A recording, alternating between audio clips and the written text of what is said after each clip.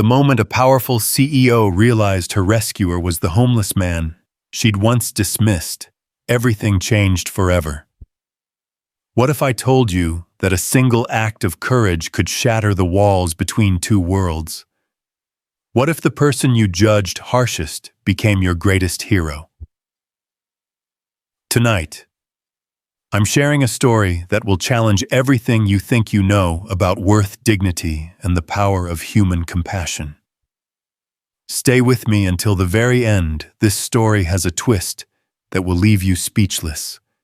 And please comment below with your city so I can see how far this message of hope travels across the world. The rain hammered against the cracked windows of the abandoned warehouse where Ethan Collins had made his home. Not by choice, but by circumstance, the kind that strips away everything you thought you knew about your place in the world. He pulled the thin blanket tighter around his sleeping daughter, Maya. Her small frame curled against the dampness that seemed to seep into everything, including their dreams. "Daddy, I'm cold," she whispered, her voice barely audible above the storm raging outside. Ethan's heart clenched as he looked down at his 7-year-old daughter, her dark hair matted against her forehead, her clothes, the only ones she owned, wrinkled and worn. 3 months ago, they'd had a home. He'd had a job at the construction site, steady work that put food on the table and kept the lights on in their small apartment. But a workplace accident had shattered more than just his leg. It had destroyed their entire world. "I know, sweetheart," he murmured, kissing the top of her head. "Just a little longer, okay? Tomorrow Daddy will find us something better." It was the same promise he'd made every night for the past month since they'd been evicted from their apartment. The same lie that tasted more bitter each time it passed his lips. But what else could he tell her that her father, who used to lift steel beams and build foundations for other people's dreams, couldn't even provide his own child with a proper bed? Maya nodded sleepily, trusting him the way children do, completely unconditionally. That trust was both his greatest blessing and his heaviest burden. Across the city, in a gleaming penthouse that cost more per month than most people made in a year, Victoria Hale stood before floor-to-ceiling windows, surveying her empire. At 34, she commanded one of the most successful tech companies on the East Coast. Hale Tech Industries had revolutionized data security, making Victoria not just wealthy, but powerful, the kind of powerful that opened doors, commanded respect, and insulated her from the messy realities of the world below. Her reflection stared back at her from the window, sharp cheekbones, platinum blonde hair, pulled back in a perfect chignon, wearing a designer dress that cost more than many people's monthly salary. She had everything she'd ever worked for, everything she'd sacrificed. Relationships, sleep, and her youth to achieve. So why did she feel so empty, ma'am? Her assistant's voice came through the intercom. "Your car is ready for the charity gala."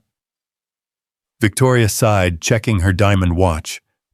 Another evening of writing checks to causes she'd never personally witnessed, surrounded by people who measured worth in stock portfolios and quarterly earnings.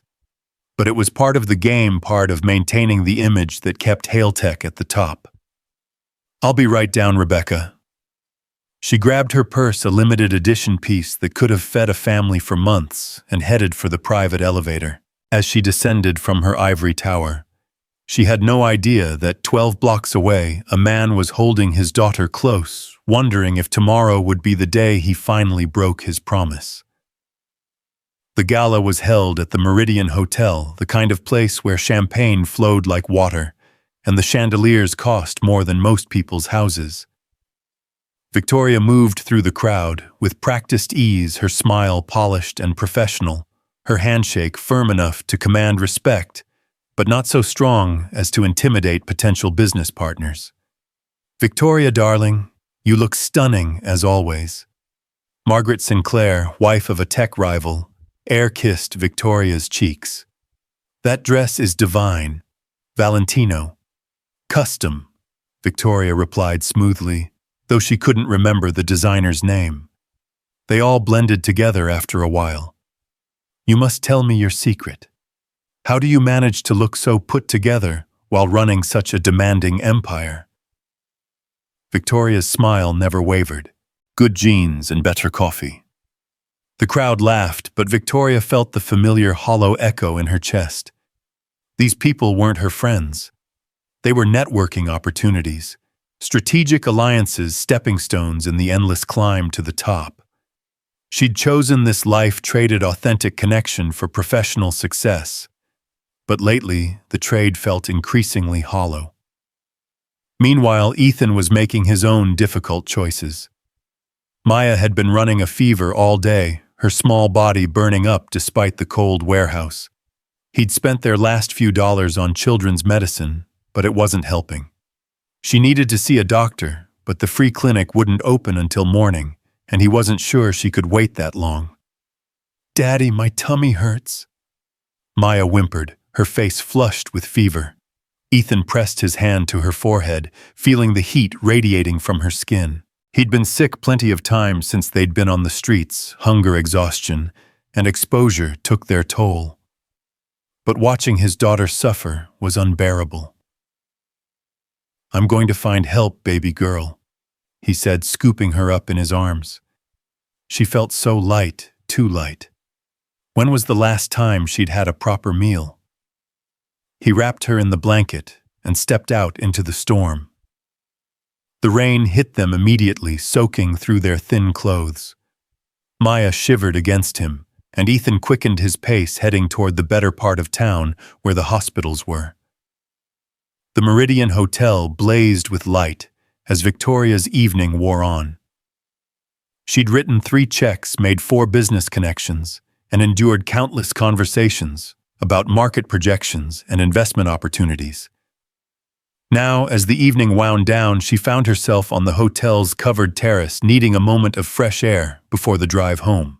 The rain had intensified, turning the streets into rivers of neon reflections. Victoria watched from her dry, luxurious perch as a few stragglers hurried past with umbrellas and expensive coats. Her driver would pull up momentarily, and she'd be whisked back to her penthouse, where she'd review tomorrow's meetings over a glass of wine that cost more than most people spent on groceries in a week. She checked her phone, scrolling through emails that couldn't wait until morning, when she heard a child's cry, weak but desperate, cutting through the sound of rain. Victoria looked up from her screen, scanning the street below. There, under a broken streetlight, she saw them, a man carrying a small bundle, moving with the desperate urgency of someone running out of options. Even from a distance, she could see they were soaked through the man's clothes, hanging off his thin frame like rags. For a moment, something stirred in Victoria's chest, a flicker of recognition, not of the man, but of desperation itself.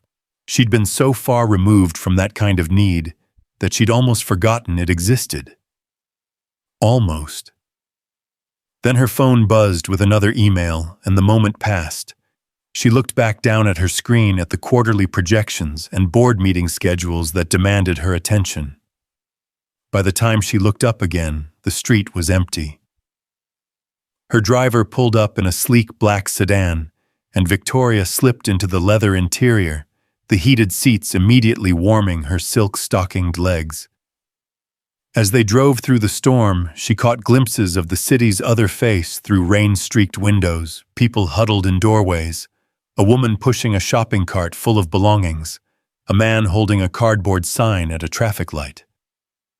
Victoria had always been good at not seeing these things, at focusing on her own world, her own challenges. It was easier that way, cleaner. She couldn't save everyone, she told herself. She had her own responsibilities, her own battles to fight. But tonight, something was different. Maybe it was the child's cry still echoing in her ears, or the way the rain made everything look washed and vulnerable. Whatever it was, she found herself really looking at the faces they passed, seeing the desperation, the exhaustion, the quiet dignity of people who'd lost everything but kept going anyway. Ethan, meanwhile, had reached the emergency room of St. Mary's Hospital only to be turned away.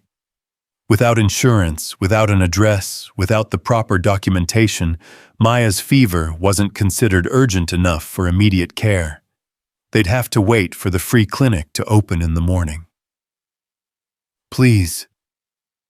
Ethan had begged the triage nurse, Maya's fevered body limp in his arms. "She's just a little girl. She needs help." But the system had rules, procedures, protocols that didn't bend for desperation or a father's love. They'd been directed to the waiting area with the other forgotten people, the addicts, the mentally ill, the ones society had labeled as problems rather than people. Now they sat on hard plastic chairs under fluorescent lights that buzzed and flickered, Maya's head on Ethan's lap, her breathing shallow and labored. He stroked her hair and whispered stories, the same ones his own father had told him when he was small, and the world seemed safe and predictable. "Tell me about the princess again," Maya whispered, her voice hoarse. Ethan smiled, though his heart was breaking. "Once upon a time there was a princess who lived in a tall tower, high above all the troubles of the world." As he spoke, he watched the other people in the waiting room. An elderly man with a persistent cough, a young woman with track marks on her arms, a teenager who'd clearly been in a fight. All of them waiting, hoping, praying that someone would see them as more than their circumstances. "Did the princess ever come down from her tower?" Maya asked. Ethan paused, looking out the hospital windows at the storm still raging outside. Somewhere out there, in gleaming towers and comfortable homes, people were living lives untouched by this kind of desperation. They were the princesses and princes of the modern world, elevated above the struggles of people like him and Maya. "I don't know, sweetheart," he said honestly. "But maybe she should." Victoria's penthouse felt smaller that night, despite its vast square footage. She stood again at her windows, but instead of seeing her reflection, she found herself looking down at the streets below, wondering about the stories playing out in the darkness. She poured herself a glass of wine, a vintage that wine collectors would kill for, but it tasted flat, lifeless. Everything in her life was the best money could buy, but when was the last time she'd felt truly satisfied? Her phone rang, interrupting her brooding. It was James Crawford, her business partner, and the closest thing she had to a friend. "How was the charity circuit tonight?" he asked, his voice warm with the easy familiarity of someone who'd known her for years. "The usual. Wrote some checks, made some connections, pretended to care about causes I'll never see up close." James chuckled. "Cynical even for you. What's eating at you, Vic?" Victoria considered the question. What was eating at her? The emptiness. The growing sense that all her success meant nothing if she was the only one benefiting from it. "Do you ever think about the people we don't see?" she asked suddenly. "What do you mean, Tong?" "The ones who aren't in our meetings, our galas, our world. The ones we step over to get where we're going." There was a pause. "That's pretty philosophical for a Tuesday night. Where's this coming from?" Victoria couldn't explain it herself. "I saw something tonight. A man carrying a sick child in the rain. And I wondered what their story was." "Victoria, you can't save everyone. You know that, right? We've built something amazing with Hale Tech. We employ thousands of people. We've revolutionized data security. We contribute to the economy. That's our contribution to the world." He was right, of course. She knew he was right. But tonight, his logical arguments felt hollow. After they hung up, Victoria found herself unable to sleep. She wandered her penthouse surrounded by the fruits of her success, original artwork, designer, furniture, technology that most people could only dream of owning. But none of it filled the growing void in her chest. She thought about her childhood, growing up in a middle-class family where her mother had volunteered at soup kitchens and her father had coached Little League for free. When had she stopped seeing people, and started seeing only opportunities. Then had her heart become as cold and efficient as her business strategies. Back at the hospital, Maya's fever had broken just before dawn. Ethan felt her small body relax against him, her breathing evening out for the first time in hours. He closed his eyes in relief, whispering a prayer of gratitude to whoever might be listening. "Sir?" A young doctor approached them, her scrubs wrinkled from a long shift. "I can take a look at your daughter now." Dr. Sarah Chen had been working double shifts since her residency began, but something about this father and daughter had caught her attention. Maybe it was the way he'd held his child all night, never complaining, never demanding, just waiting with the patient dignity of someone who'd learned not to expect much from the world. "She had a fever," Ethan explained gently, shaking Maya awake. "It broke about an hour ago, but I wanted to make sure." "Of course. Let's have a look." Dr. Chen's examination was thorough but gentle. Maya, still drowsy but alert, answered her questions with the serious consideration children give to important adults. "When did you last eat?" Dr. Chen asked quietly. Maya looked at her father, uncertainty in her eyes. "Yesterday morning." Ethan admitted, his voice barely above a whisper. Dr. Chen nodded, making notes. "She's dehydrated and undernourished, but the fever was likely just a common virus made worse by her overall condition. I'm going to get her some IV fluids and something to eat." As she walked away, Ethan felt tears threaten for the first time since this nightmare began. Not from despair, but from relief. Someone had seen them, really seen them, and offered help without judgment. "Daddy, is the nice doctor going to make me feel better?" Maya asked. "Yes, baby girl. She's going to make you feel much better." While Maya received IV fluids, Ethan sat beside her hospital bed, watching color return to her cheeks. Dr. Chen had also quietly provided them with sandwiches and juice, and Maya was eating with an appetite he hadn't seen in weeks. "Mr. Collins," Dr. Chen returned with a clipboard. "I need to ask about your living situation. For Maya's health, she needs a stable environment, regular meals, protection from the elements." Ethan's heart sank. He knew what this meant: social services, foster care, his daughter taken from him because he couldn't provide what she needed. "Please," he said, his voice cracking, "don't take her away from me. I know I can't give her much, but I love her. I'm trying to find work to get us back on our feet. She's all I have." Dr. Chen's expression softened. "I'm not here to separate families, Mr. Collins, but I am legally obligated to ensure Maya's safety and health. There are resources available: shelters, job placement programs, assistance programs. Would you be willing to accept help?" The word help had become foreign to Ethan over the past few months. He'd tried the shelters, but they were overcrowded and often more dangerous than the streets. He'd applied for assistance, but the bureaucracy was a maze designed to discourage rather than aid. But looking at his daughter, seeing her smile as she ate, he knew he had to swallow his pride. "Yes," he said simply. "I'll take any help you can give us." As the morning sun filtered through the hospital windows, Victoria was beginning another day in her tower, unaware that 12 blocks away, a father was learning to accept kindness from strangers. She dressed in her armor of designer suits and perfect makeup, preparing for another day of battles fought in boardrooms rather than emergency room waiting areas. But something had shifted in the night. As she reviewed her schedule board meeting, investor call, product launch, planning the numbers and projections seemed less important than they had just 24 hours ago. She found herself distracted, wondering about the man with the sick child, hoping they'd found the help they needed. Her assistant knocked on her office door. "Ms. Hale, the board is ready for you." Victoria straightened her shoulders, pushing aside her wandering thoughts. She had responsibilities, obligations, a company to run. Whatever momentary empathy the storm had stirred in her would have to wait. The business world didn't pause for philosophical crises.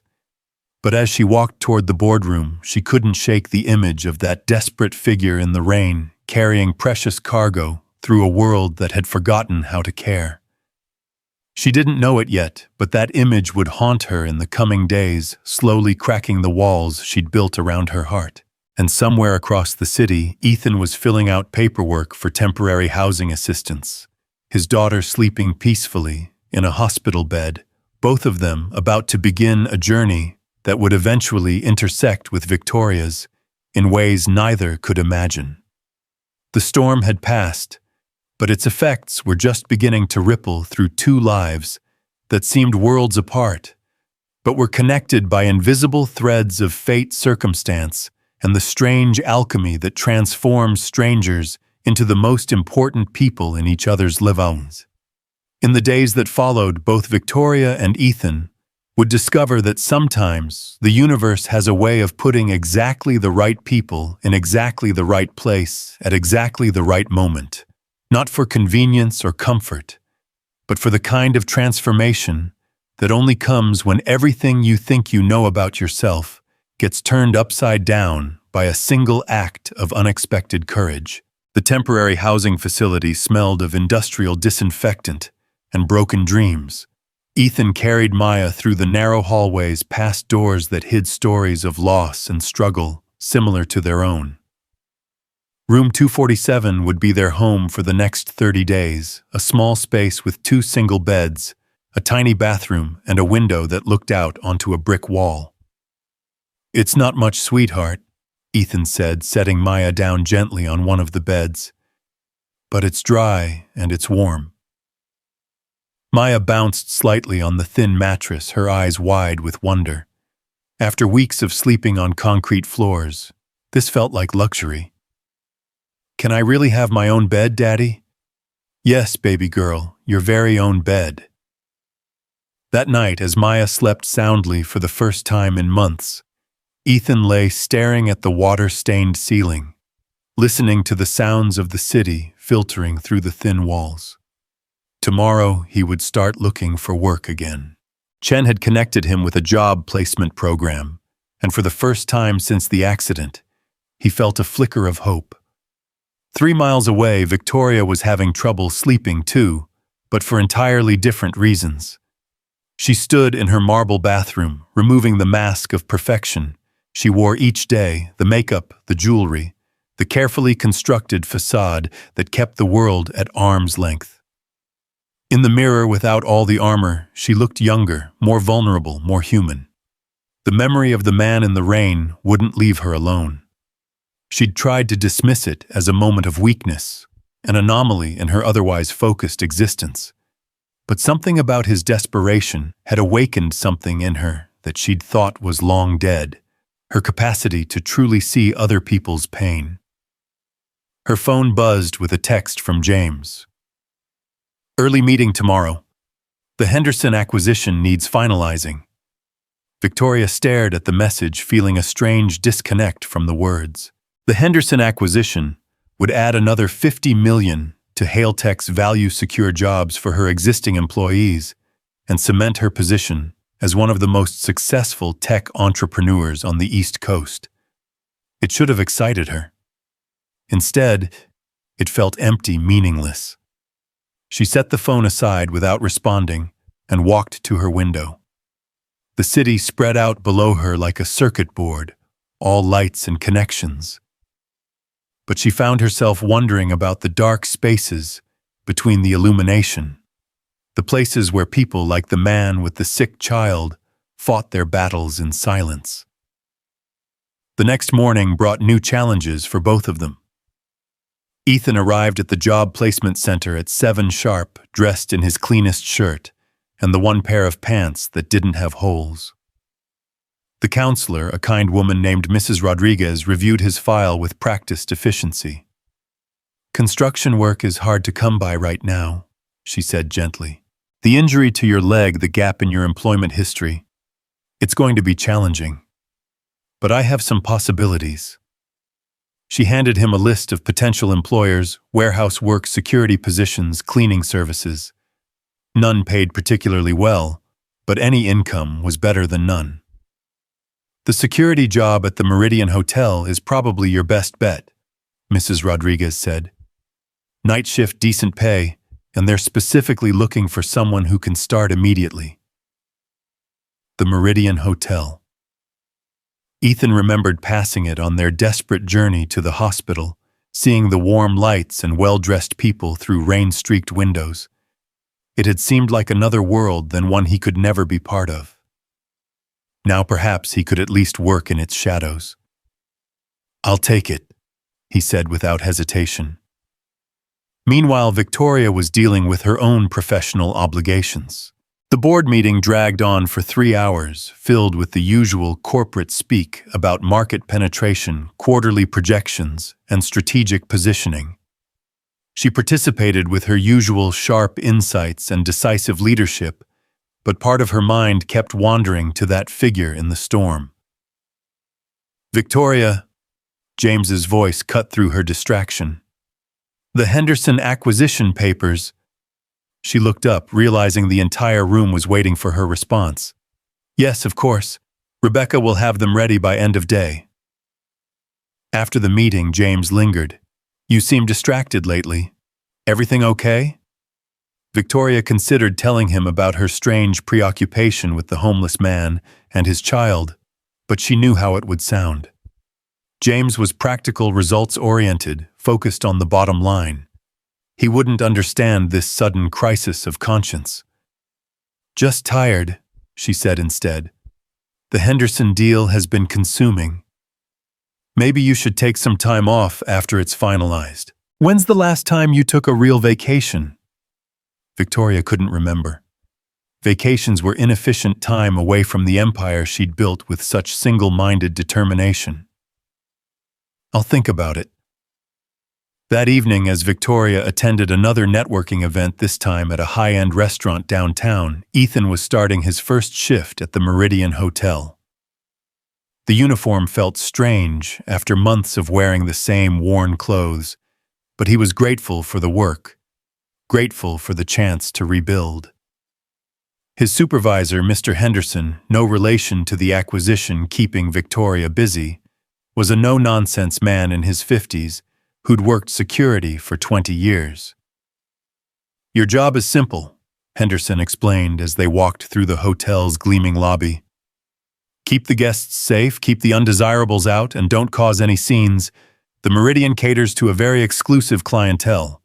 Celebrities, business executives, politicians. Discretion is everything." Ethan nodded, understanding the subtext. He was to be invisible, a guardian who protected wealth and privilege without calling attention to himself. It was honest work, and he was grateful for it, but the irony wasn't lost on him. He who had nothing would now spend his nights protecting those who had everything. As Henderson showed him the security stations and protocols, Ethan caught glimpses of the hotel's other world, the one he'd seen from the outside that rainy night. Well-dressed guests moved through the lobby with the casual confidence of people who'd never doubted their place in the world. They spoke in the language of stock options and European vacations, their problems measured in percentage points rather than missed meals. "The evening crowd is usually pretty tame," Henderson was saying. "Business dinners, hotel guests, the occasional private event. But stay alert. Sometimes you get troublemakers trying to get in, homeless people looking for a warm place to sleep, that sort of thing." Ethan's jaw tightened slightly, but he kept his expression neutral. "Understood." The evening passed quietly.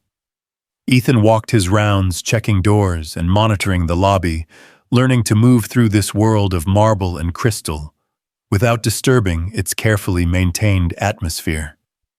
Around 10 o'clock, he saw a familiar figure emerge from the elevator. A woman in an expensive dress, platinum blonde hair, perfectly styled, moving with the kind of confidence that came from commanding boardrooms and making million-dollar decisions. Victoria Hale swept through the lobby like she owned it, which Ethan realized she probably could if she wanted to. He'd seen her picture in business magazines during his previous life, when he'd still had time to read about successful people doing important things. She was even more striking in person, beautiful, in the sharp, untouchable way of someone who'd armored herself in success. She paused at the concierge desk, her voice carrying clearly in the quiet lobby. "Charles, I need a car to take me to the Whitmore Gallery opening." "Of course, Ms. Hale. Right away." As Victoria waited, she glanced around the lobby with the absent attention of someone who'd seen it all before. Her eyes passed over Ethan without recognition, without seeing him at all. To her, he was part of the scenery, as invisible as the marble columns or crystal chandeliers. But Ethan saw her clearly. He saw the way she held herself apart from everyone around her, the careful distance she maintained even with the hotel staff who knew her by name. He saw the loneliness that expensive clothes and perfect makeup couldn't quite hide. Victoria's car arrived, and she disappeared into the night, leaving only the faint scent of expensive perfume and the echo of designer heels on marble. Ethan returned to his rounds, but something had shifted in his understanding of the divide between their worlds. She might have everything money could buy, but she seemed as isolated in her tower as he had been in his warehouse. The next few days fell into a rhythm. Ethan worked his shifts learning the hotel's patterns and protocols, while Maya attended a nearby school, her first stable education in months. The temporary housing facility had its own challenges, but it was secure, warm, and gave them the foundation they needed to rebuild. Victoria, meanwhile, found herself increasingly restless. The Henderson acquisition was proceeding smoothly, her company's stock price was climbing, and by every metric that mattered to her world, she was succeeding brilliantly. So why did she feel like she was failing at something more important? She started taking different routes to work, driving through parts of the city she'd previously avoided. She saw the homeless camps under highway overpasses, the lines at food banks, the faces of people who'd fallen through society's cracks. Each glimpse felt like a small wound to her carefully constructed worldview. "You're doing it again," James said during their weekly strategy meeting. "That distant thing where you're physically here but mentally somewhere else." Victoria forced herself to focus on the presentation slides. "Sorry, what were you saying about the quarterly projections?" "I wasn't. I was asking if you're okay." "Victoria, we've been partners for 8 years. I know when something's bothering you." She looked at him across the polished conference table, this man who knew her business mind better than anyone, but had never really known her heart. How could she explain that success felt hollow when it came at the cost of her humanity? "Do you ever think about the people who didn't make it?" she asked suddenly. "The ones who didn't get the breaks we got, who didn't have the opportunities?" James leaned back in his chair. "Survivor's guilt. Victoria, you earned everything you have. You worked 18-hour days for years. You sacrificed personal relationships. You took risks that could have destroyed you. Don't diminish that because other people made different choices. But what if they didn't make different choices, yet if they just didn't have the same options? Where is this coming from? This isn't like you." Victoria didn't answer because she didn't know how to explain that a stranger's desperation had cracked something open in her chest, letting in light and air, and the uncomfortable realization that her success meant nothing if she was the only one it touched. That night, she found herself at the Meridian Hotel, again not for business, but because she couldn't shake the feeling that she needed to be there. She sat in the bar, nursing a glass of wine that cost more than some people might in a day, watching the ebb and flow of privilege around her. "Another wine, Ms. Hale?" the bartender asked. "No, thank you, Marcus. I'm fine." As she sat there, she noticed the security guard making his rounds. There was something familiar about his careful, measured movements, the way he observed without intruding. He was older than the usual hotel security, with prematurely gray hair and the kind of weathered face that spoke of hard experience. When he passed near the bar, Victoria found herself studying him more closely.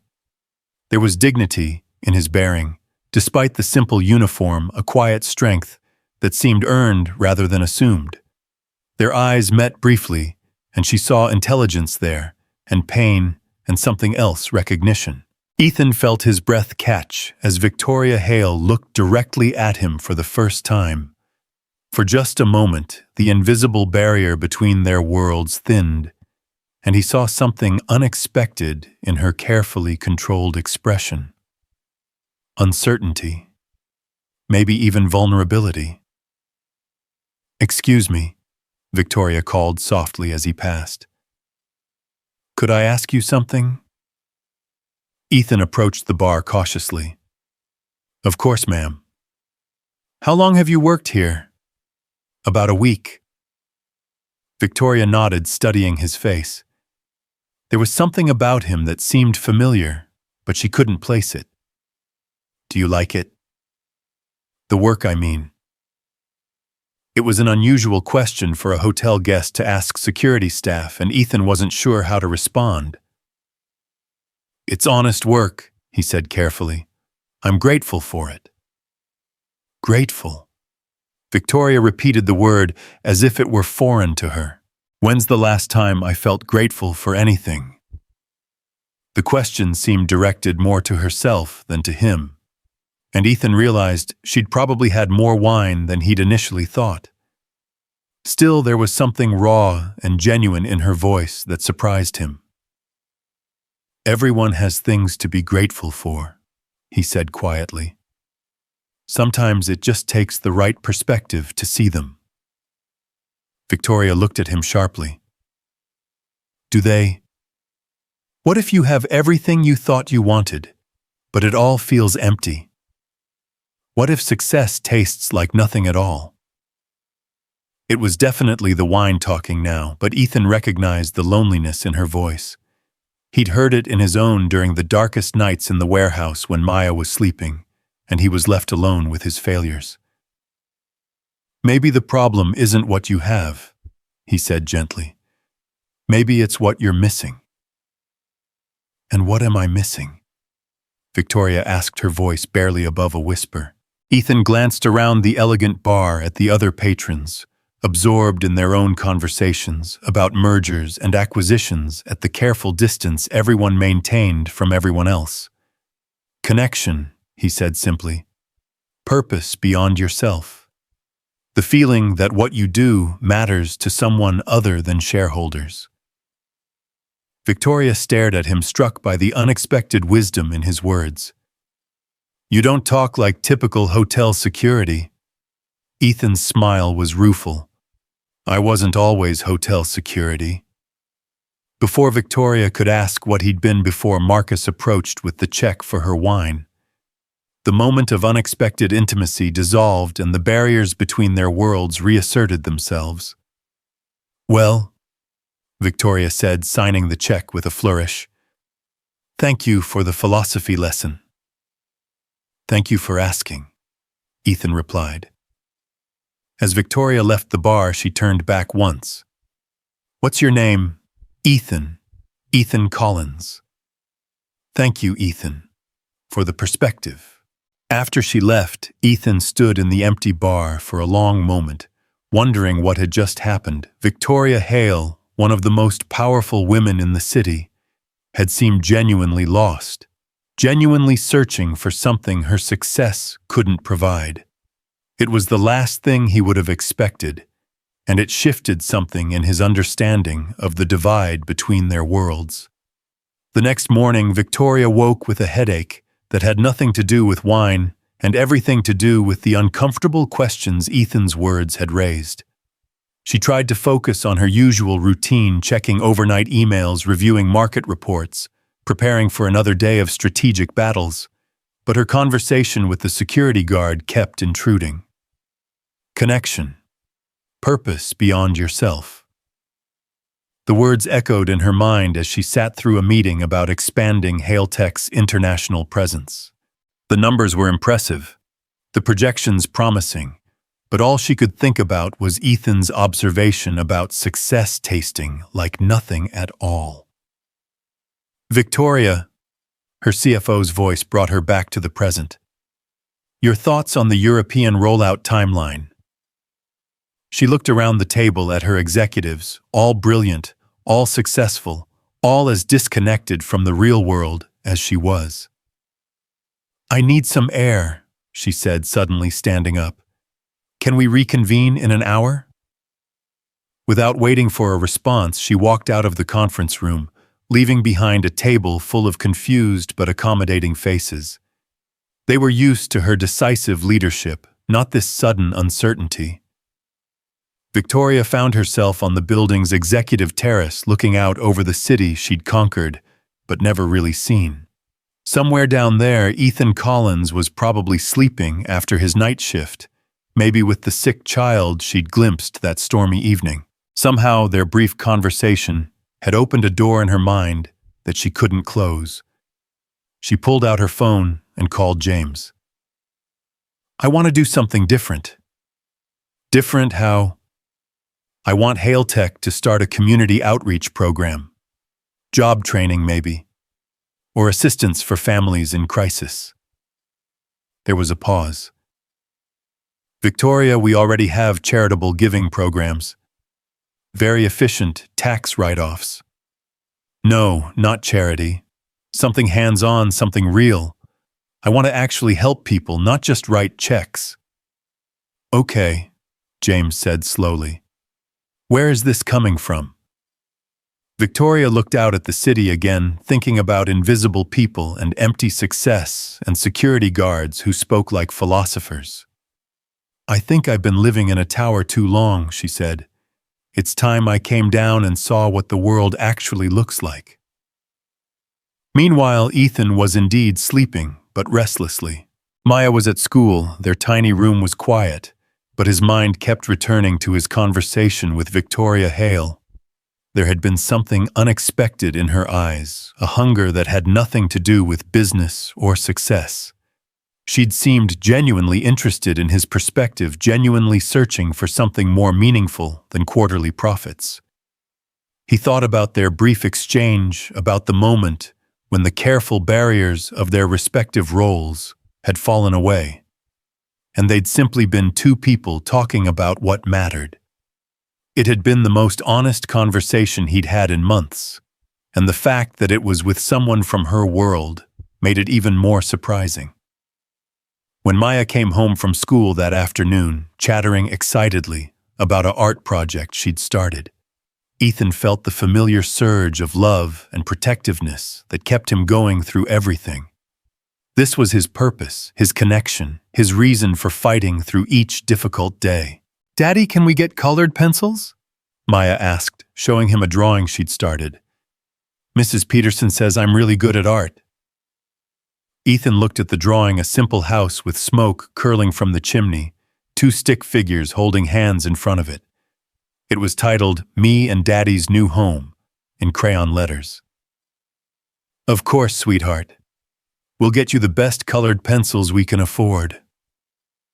As Maya hugged him tightly, Ethan thought about Victoria's question from the night before, what was she missing? Looking at his daughter's radiant smile, he knew the answer. She was missing this, the pure, uncomplicated love that came from being truly needed by another person. The sense that your existence made someone else's life better, brighter, more complete. But he also recognized that Victoria's question had awakened something in him too. For months, he'd been focused solely on survival, finding shelter, food safety for Maya. But Maya's recovery, the temporary stability of their housing situation, and the steady income from his security job had given him space to think beyond just getting through each day. Maybe it was time to start thinking about the future again, about what kind of life he wanted to build for his daughter. And maybe, just maybe, their paths would cross again with the lonely executive who'd asked such penetrating questions about the nature of satisfaction and success. Neither Victoria nor Ethan could have predicted that their next encounter would come much sooner than either expected, and under circumstances that would test everything they thought they knew about courage, dignity, and the true meaning of wealth. The colored pencils cost $12, a small fortune by Ethan's current standards, but worth every penny to see Maya's face light up when he placed them in her small hands. They sat together on his narrow bed in their temporary housing room, Maya carefully shading her drawing, while Ethan prepared for another night shift at the Meridian. "Look, Daddy," Maya said, holding up her artwork. She'd transformed the simple crayon house into something magical, with golden windows that seemed to glow and a garden full of flowers in every color imaginable. "It's our dream house." Ethan studied the drawing, his throat tight with emotion. Despite everything they'd been through, his daughter still believed in dreams, still saw beauty where others might only see struggle. "It's beautiful, sweetheart. We'll put it right here on the wall." As he taped the drawing to the cinder block wall, Maya wrapped her arms around his waist. "When we get our real house, can we have a garden like that?" "Yes," Ethan promised, though he had no idea how he'd make it happen. "Someday we'll have a garden, and you can plant whatever flowers you want." The walk to the Meridian Hotel had become routine, but tonight felt different somehow. The air carried the crisp promise of autumn, and the city seemed more alive, more electric. Ethan nodded to the doorman as he entered through the staff entrance, changing into his uniform in the small security office behind the main desk.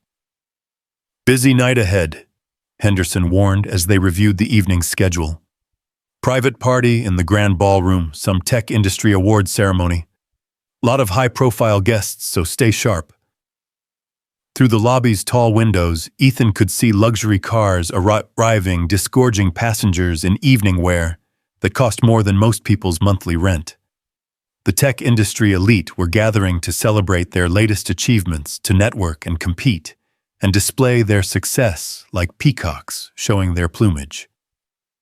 Victoria arrived fashionably late, as was her custom. She'd spent an hour choosing her dress, a midnight blue creation that hugged her curves while maintaining an air of professional elegance. Her hair was swept up in an intricate chignon diamond earrings catching the light with each turn of her head. She looked every inch the successful executive, but inside she felt increasingly hollow. The award ceremony was exactly what she'd expected, a parade of self-congratulation wrapped in corporate speak about innovation and disruption. Victoria accepted her company's award for Outstanding Achievement in Data Security, with the appropriate gracious smile, delivering a speech about teamwork and vision that felt like reading someone else's words. "Brilliant as always," James murmured as she returned to their table.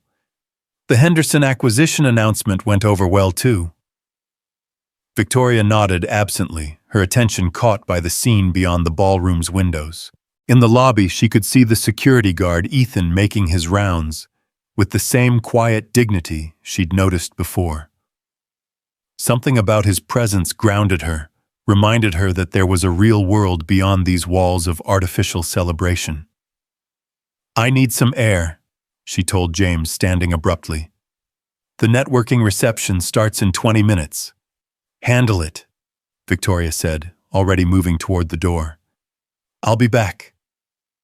The lobby was quieter than the ballroom, the marble surfaces reflecting the soft lighting in gentle pools. Ethan was checking the main entrance when Victoria approached her heels, clicking softly on the polished floor. "Congratulations," he said simply when he saw her approaching. "I heard your company won an award tonight." Victoria was surprised he knew, surprised he cared enough to mention it. "Thank you. Though sometimes I wonder what we're really celebrating." "Success is success," Ethan replied carefully. "Is it?"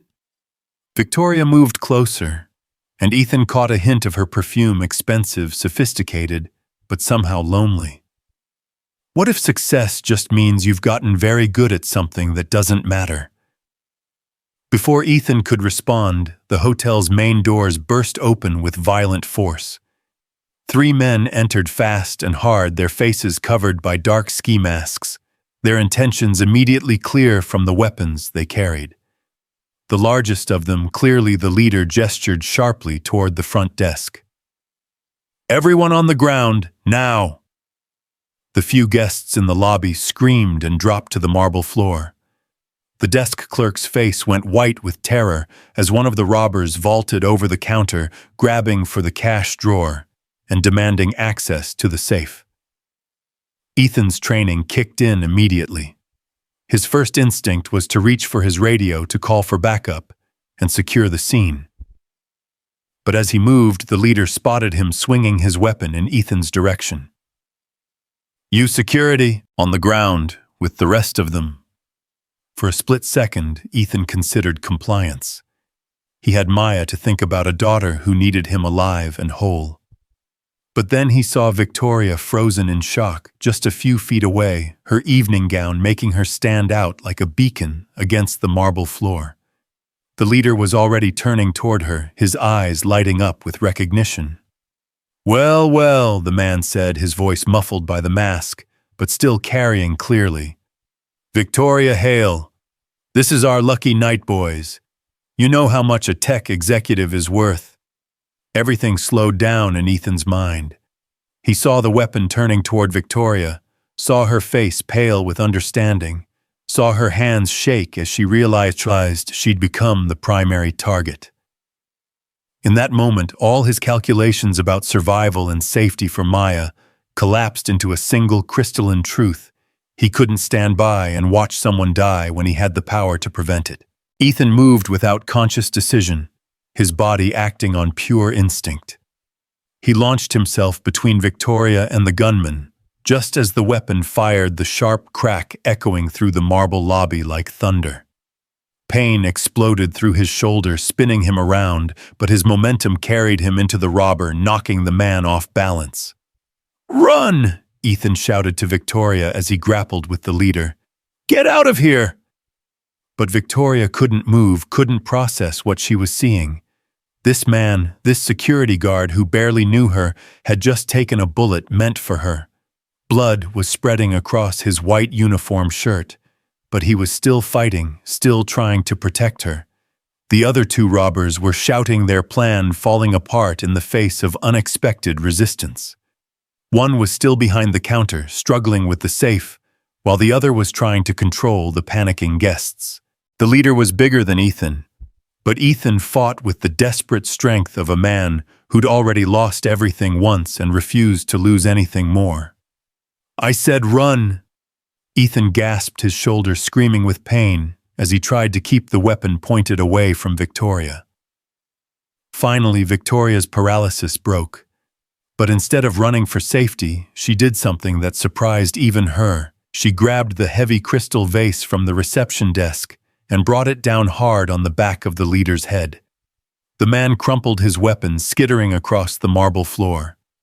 The sound of sirens was growing closer now, the hotel's silent alarm having summoned help. The other 2 robbers, seeing their leader down and hearing the approaching police, made the decision to flee. They ran for the back exit, leaving their unconscious partner behind. Ethan slumped against the reception desk, his face gray with pain and blood loss.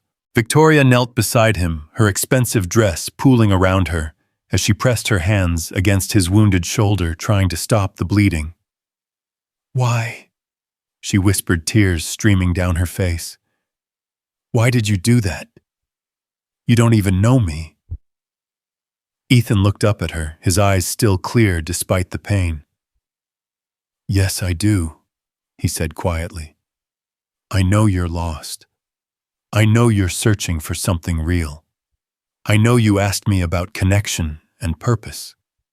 He coughed, wincing. "And I know you're worth saving." The words hit Victoria like physical blows.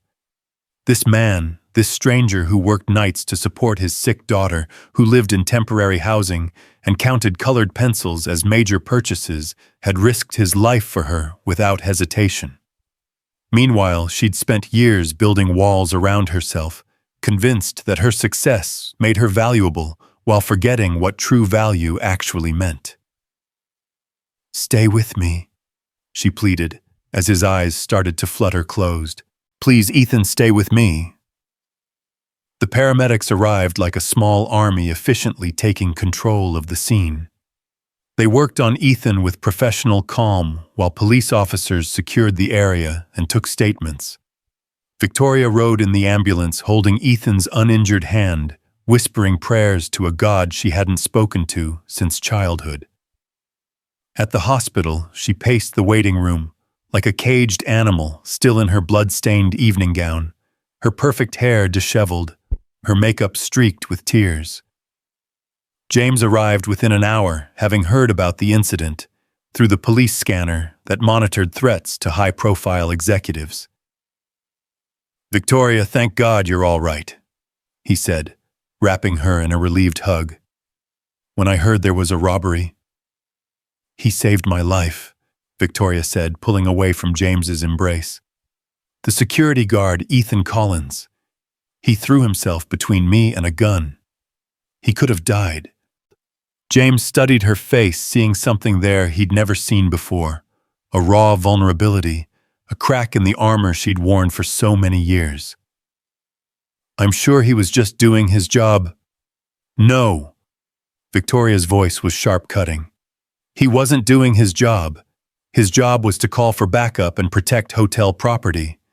What he did was choose to save a stranger's life at the cost of his own safety."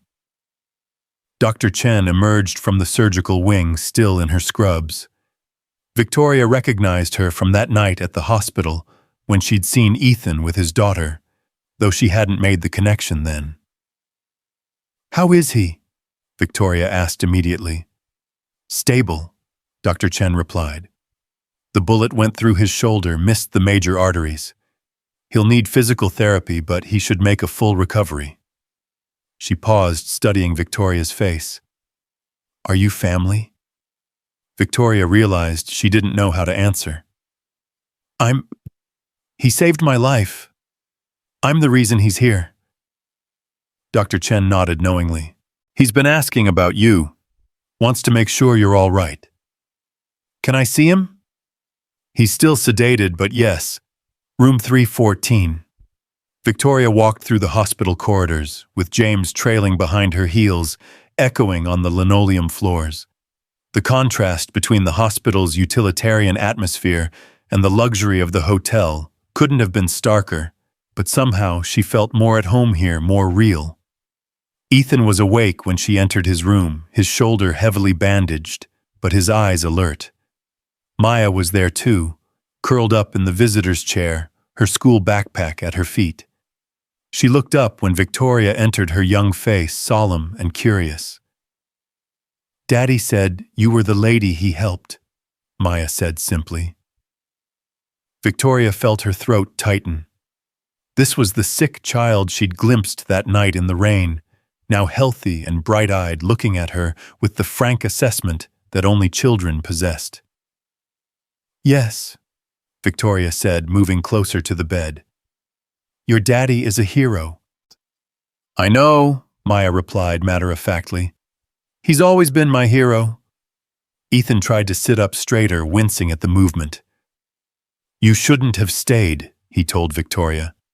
"You should have run when I told you to. And let you face 3 armed men alone." Victoria shook her head. "I don't think so. It was stupid. You could have been killed. So could you. And for what? To protect someone you barely know." Ethan was quiet for a moment, his eyes moving between Victoria and his daughter. "Maya," he said gently, "could you go get some juice from the vending machine? I'll give you quarters." Maya took the quarters and skipped out of the room with the resilience of childhood.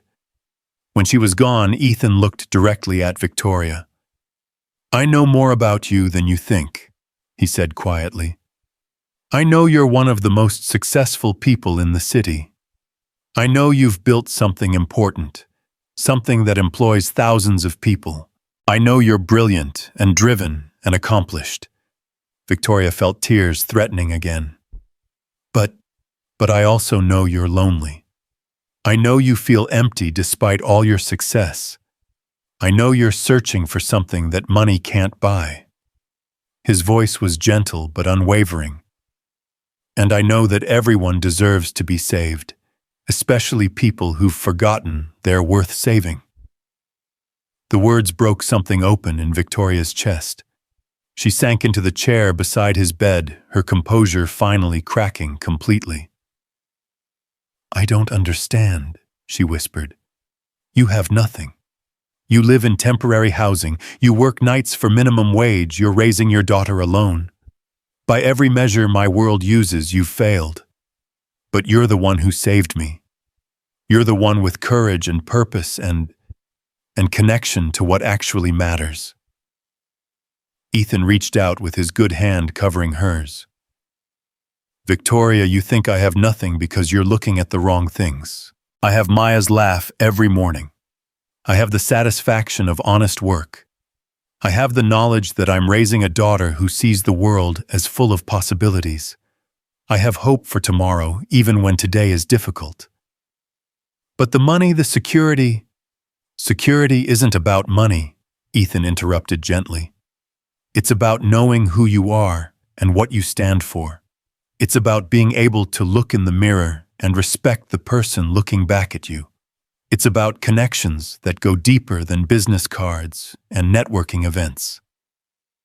Victoria stared at their joined hands, his calloused and scarred from years of physical labor, hers soft and manicured from years of boardroom battles. The contrast should have emphasized their differences, but instead it felt like the most natural thing in the world. "I don't know how to do that," she admitted. "I don't know how to connect with people anymore.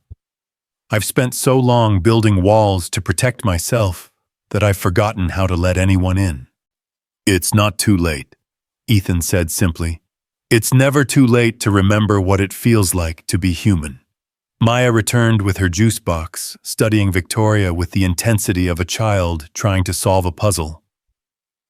"Are you rich?" she asked with typical childhood directness. "Maya," Ethan warned gently. "It's okay," Victoria said. "Yes, sweetheart. I have a lot of money. Does it make you happy?" The question was so innocent, so straightforward, that it cut through all of Victoria's sophisticated rationalizations and defenses. She looked at this 7-year-old girl who lived in temporary housing, but glowed with contentment, whose father had risked his life for a stranger without expecting anything in return. "No," Victoria said honestly. "It doesn't make me happy." Maya nodded as if this made perfect sense. "Daddy says happiness comes from loving people and helping them, not from having stuff. Your daddy is very wise." "I know.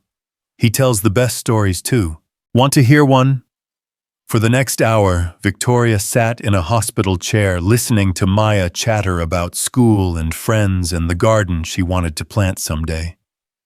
She watched the interaction between father and daughter, seeing the easy affection, the unguarded love, the simple joy they found in each other's company. James appeared in the doorway, eventually checking his watch, with barely concealed impatience. "Victoria, we should go. You have the Morrison meeting first thing tomorrow, and the press is starting to ask questions about the robbery." The mention of the outside world felt like a splash of cold water. Victoria looked around the hospital room at Ethan, with his bandaged shoulder, at Maya, with her bright smile and second-hand clothes, at the simple human connection that had bloomed in this sterile space, and felt the weight of her other life pressing down on her. "Give me a few more minutes," she told James. "Victoria, the optics of this are important. We need to control the narrative." "I said give me a few minutes." Her voice carried the steel that had made her one of the most feared negotiators in the tech industry. James retreated, and Victoria turned back to Ethan. "He's right, you know. There will be questions, media attention. Your life is about to become very public." Ethan's expression grew troubled. Maya doesn't need that kind of attention. She's just starting to feel stable again. "I'll handle it," Victoria promised. "I'll make sure you and Maya are protected from the media circus." "You don't owe us anything." "Yes, I do."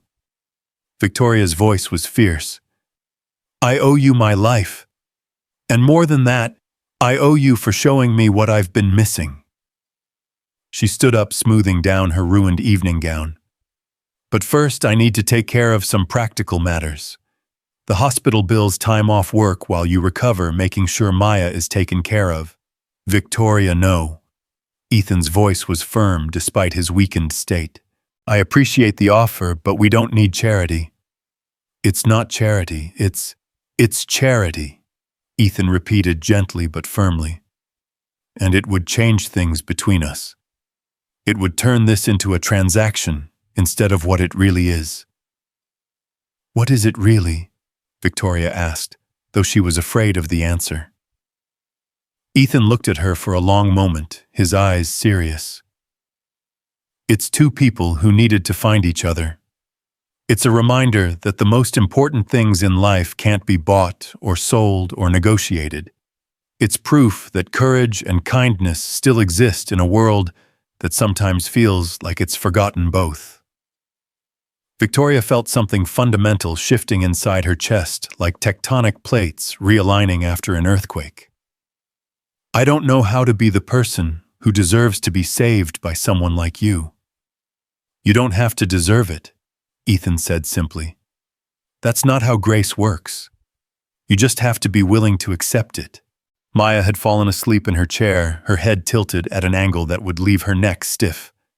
Victoria found herself moving without thinking, gently adjusting the child's position, smoothing her dark hair away from her face. The gesture felt foreign but natural, like remembering a language she'd once spoken fluently. "She likes you," Ethan observed quietly. "How can you tell?" "She let you touch her. Maya's very cautious around new people. She's learned to be protective of herself." Victoria looked down at the sleeping child, thinking about protection and walls and the different ways people guarded their hearts. "She's lucky to have you. I'm lucky to have her. She's the reason I keep fighting, keep believing that tomorrow can be better than today." "And what happens now?" Victoria asked. "You'll recover, go back to work, continue raising Maya. I'll go back to my boardrooms and my acquisitions and my empty penthouse. Pretend this never happened." Ethan shook his head slowly. "I don't think you can pretend this never happened. I don't think either of us can." He was right, and Victoria knew it. Something had changed in the space between the gunshot and this hospital room, something that couldn't be undone or ignored. The walls she'd built around herself had developed cracks, and light was streaming through them, illuminating parts of herself she'd forgotten existed. "I should go," she said finally, though every instinct told her to stay. "Let you rest." "Victoria," Ethan called as she reached the door. "Thank you for staying, for not running when things got dangerous, for seeing me as more than just the hired help." Victoria paused in the doorway, her hand on the frame. "Thank you for showing me that there are still people in the world willing to risk everything for a stranger. Thank you for reminding me what courage actually looks like." As she walked back through the hospital corridors, her heels clicking on the linoleum, Victoria felt like she was walking between two worlds, the one she'd built through ambition and isolation, and the one she'd glimpsed in a hospital room where a wounded man and his daughter had shown her what wealth really meant. James was waiting by the elevator, his expression carefully neutral. "Ready to go?" Victoria nodded, but as the elevator doors closed, she caught her reflection in the polished steel. She looked different somehow, raw, shaken, more real than she'd appeared in years.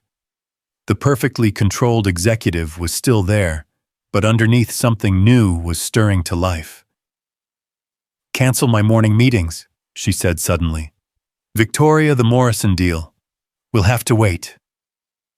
She turned to look at James, this man who'd been her partner for 8 years but had never really known her. Some things are more important than deals. James studied her face with growing concern. "This security guard, this Ethan Collins, you're getting too involved. He did his job, you're grateful, but you can't let it derail everything you've built." Victoria was quiet for a long moment, watching the floor numbers climb toward the lobby. "What if everything I've built isn't worth preserving?" "You don't mean that." "Don't I?" The elevator doors opened, and Victoria stepped into the hospital lobby, where a handful of reporters were already gathering despite the late hour. "What if I've spent 20 years building the wrong thing?" As they walked toward James's waiting car, Victoria felt the weight of her old life settling back around her shoulders, like an expensive coat that no longer fit properly. Tomorrow she would have to face the board handle, the media manage the crisis that her involvement in the robbery would create. But tonight, she carried with her the memory of a man who'd taken a bullet for a stranger. A little girl who measured happiness in colored pencils and garden dreams, and the uncomfortable realization that everything she'd thought she wanted might have been keeping her from everything she actually needed. The city lights blurred past the car windows as they drove toward her penthouse, but Victoria found herself looking back toward the hospital where Ethan and Maya were probably settling in for the night. Somewhere in the space between the robbery and the recovery room, her carefully ordered world had been turned upside down, and she was beginning to suspect that maybe, just maybe, upside down was exactly where it needed to be. The penthouse felt like a mausoleum when Victoria finally returned home at 3 a.m. The marble floors that once represented success now seemed cold and lifeless beneath her feet. She kicked off her designer heels, leaving them abandoned in the foyer, and walked barefoot to her floor-to-ceiling windows. The city spread out below her like a glittering circuit board, but for the first time in years, she felt disconnected from it all. Her reflection stared back at her from the glass, a woman in a blood-stained evening gown, her perfect makeup streaked with tears, her hair disheveled from hours of worry. But what struck her most was her eyes. They looked different, more alive somehow, as if something that had been sleeping for years had finally awakened. Victoria pulled out her phone and scrolled through the dozens of missed calls and messages. Board members expressing concern, business partners offering support, reporters seeking statements, competitors probably celebrating her moment of vulnerability. The machinery of her professional life was already churning, analyzing the robbery for its impact on stock prices and public perception. But all she could think about was Maya's innocent question. "Does it make you happy?" The answer echoed in the silence of her empty penthouse. No. None of it made her happy. The money, the power, the recognition, they were all just elaborate decorations on an increasingly hollow life. Her phone buzzed with a text from James. "Press conference at 9 a.m. I've drafted a statement positioning you as a victim who showed courage under fire. This could actually boost your public profile if we handle it right." Victoria stared at the message, feeling a familiar revulsion at the way everything, even genuine human moments, got fed into the machine of public relations and market positioning. She typed back, "No press conference." The response came immediately. "Victoria, this isn't optional. The board expects—" She turned off her phone without reading the rest. Dawn was breaking over the city when Victoria finally fell asleep, still wearing her ruined gown, curled up on the couch in front of her windows. She dreamed of hospital rooms and colored pencils, of a little girl's laugh, and a man's steady voice saying, "Everyone deserves to be saved." Across town, Ethan was lying awake in his hospital bed, watching the same sunrise paint the sky in shades of gold and pink. The pain medication had worn off, leaving his shoulder throbbing, but it was a different kind of pain that kept him from sleeping, the ache of knowing that Victoria had returned to her world while he remained in his. Maya was curled up in the visitor's chair, wrapped in a hospital blanket that smelled of industrial detergent and distant suffering. She'd insisted on staying the night, and the nurses had bent the rules for the brave little girl whose father was being called a hero in the morning news reports. Chen appeared in the doorway, chart in hand, moving with the quiet efficiency of someone accustomed to early rounds. "How's the pain?" she asked, checking his bandages. "Manageable," Ethan replied, which wasn't entirely true, but was as much as he was willing to admit. "And how are you processing what happened? It's not every day someone takes a bullet for a stranger." Ethan was quiet for a moment, considering the question. "I keep thinking I should feel different somehow, like doing something that dramatic should change you fundamentally. But I feel like the same person I was yesterday." "Maybe that's because you've always been the kind of person who would take a bullet for someone else," Dr. Chen suggested gently. "Maybe what happened didn't change who you are, it just revealed it." Through the window, Ethan could see the city coming to life. People hurrying to work, cars streaming through the streets, the endless motion of a world that kept spinning, regardless of individual acts of courage or compassion. Somewhere out there, Victoria was probably preparing for meetings and phone calls, returning to the life that the robbery had temporarily interrupted. "Do you think people can really change?" he asked Dr. Chen suddenly. She looked up from his chart, studying his face with the careful attention of someone who'd seen people at their most vulnerable. "I think people can remember who they used to be before the world taught them to be someone else. Sometimes it takes something dramatic to strip away all the layers we've accumulated and show us our original selves." Maya stirred in her chair, stretching like a sleepy kitten before opening her eyes and smiling at her father. "Good morning, Daddy. Does your shoulder feel better?" "Much better, sweetheart. Can we go home today?" Home. The word hung in the air between them, carrying all its complex meaning. The temporary housing facility wasn't really home, but it was where they'd been building their new life one careful step at a time. "Dr. Chen will let us know," Ethan said diplomatically. "Actually," Dr. Chen interjected, "I think we can discharge you this afternoon. You'll need to take it easy for a few weeks, no heavy lifting physical therapy starting next week. But there's no medical reason to keep you here." "What about work?" Ethan asked, sudden worry creeping into his voice. "I just started at the hotel. I can't afford to lose this job." "I think you'll find that won't be a problem," Dr. Chen said with a slight smile. "The hotel's insurance covers your medical expenses and lost wages. Plus, there's been quite a bit of media attention. You might want to prepare yourself for that." As if summoned by her words, Maya pointed excitedly at the small television mounted in the corner of the room. "Daddy, you're on TV." The morning news was running footage from the robbery grainy security camera video that showed Ethan throwing himself between Victoria and the gunman, the brief struggle, Victoria striking the robber with the vase. The anchor's voice provided commentary. "Single father working as hotel security showed remarkable courage last night, potentially saving the life of tech executive Victoria Hale." Ethan reached for the remote, turning down the volume, but not before he caught a glimpse of Victoria emerging from the hospital the night before, her face drawn with worry and exhaustion. Even disheveled and shaken, she was striking.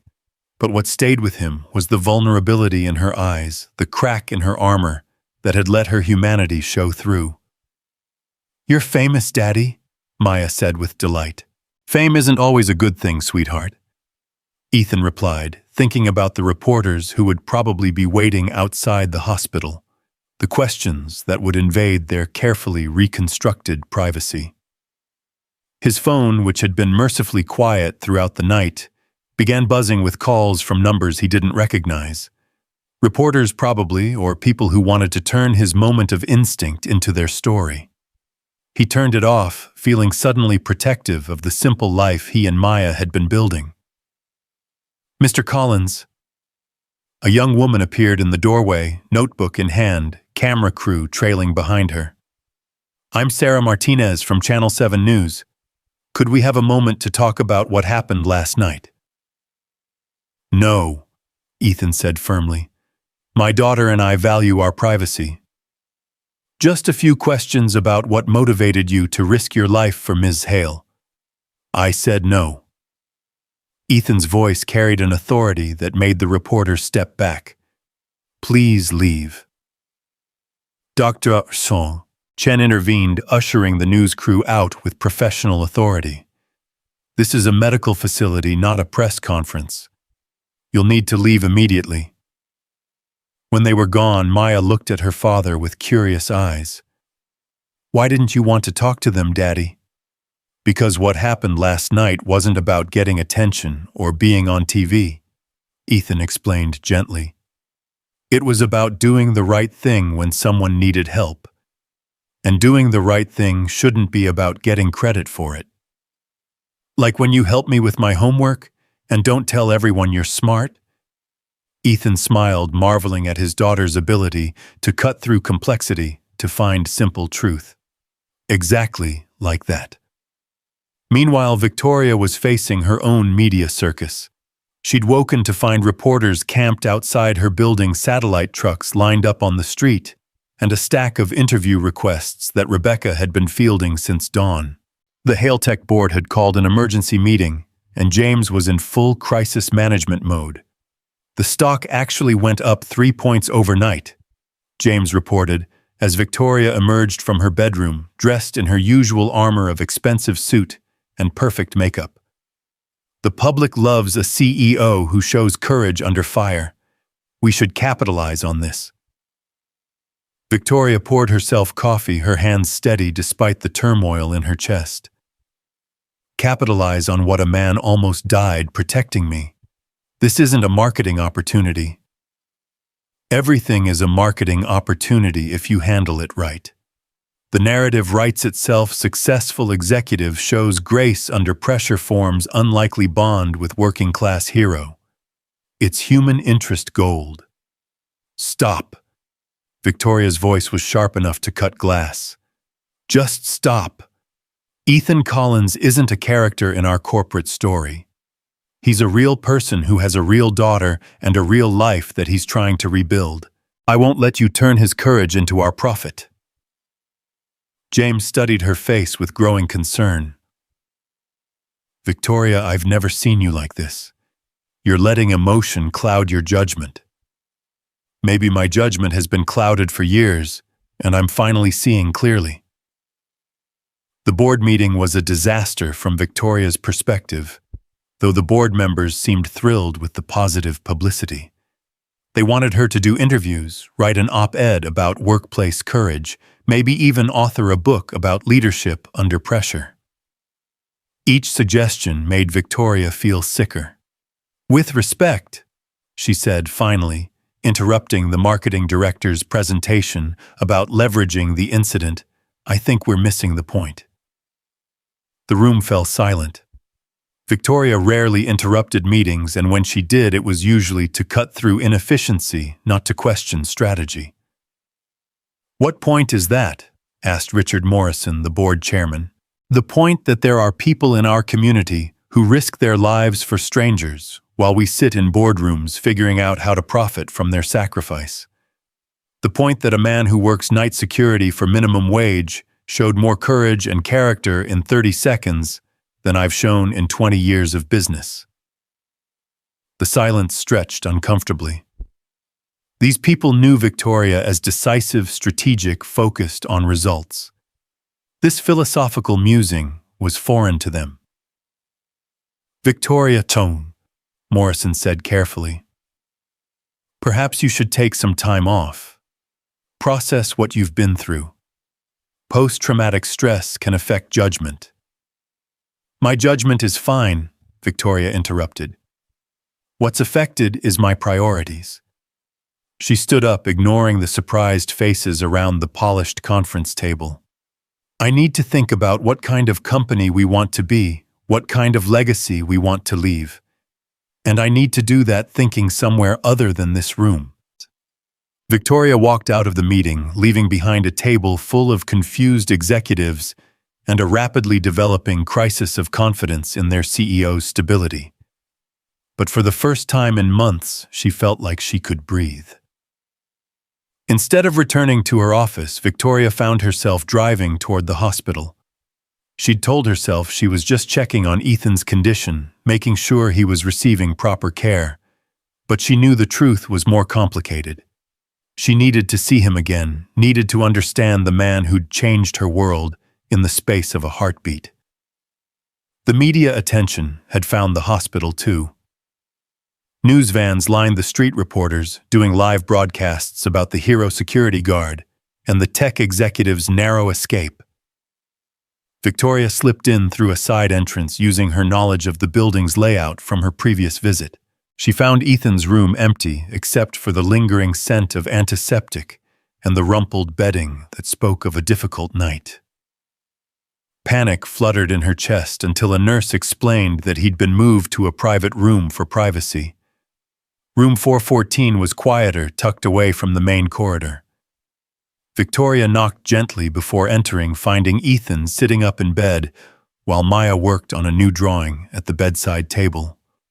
This one showed two stick figures standing together, one tall, one small, with the word brave written in careful child letters across the top. "You came back," Ethan said, and Victoria heard something in his voice that made her chest tight. "I wanted to make sure you were all right. The media attention must be difficult." "We're managing," Ethan replied. "Maya thinks being on TV is exciting, but she doesn't understand what it really means." Maya looked up from her drawing, her face lighting up when she saw Victoria. "Ms. Victoria, look what I drew." Victoria examined the picture, recognizing the larger figure as Ethan, but puzzled by the smaller one. "Is this you?" she asked Maya. "No, it's you," Maya said proudly. "See, you're helping Daddy be brave. That's why you're both heroes." The words hit Victoria like physical blows. She saw herself in Maya's drawing not as the powerful executive who needed saving, but as someone who'd found her own courage in a moment of crisis. It was a version of herself she didn't recognize but somehow longed to become. "Maya, sweetheart," Ethan said gently. "Could you go find Dr. Chen? I need to ask her about going home today." When Maya skipped out of the room, Ethan turned to Victoria with serious eyes. "How are you handling all this?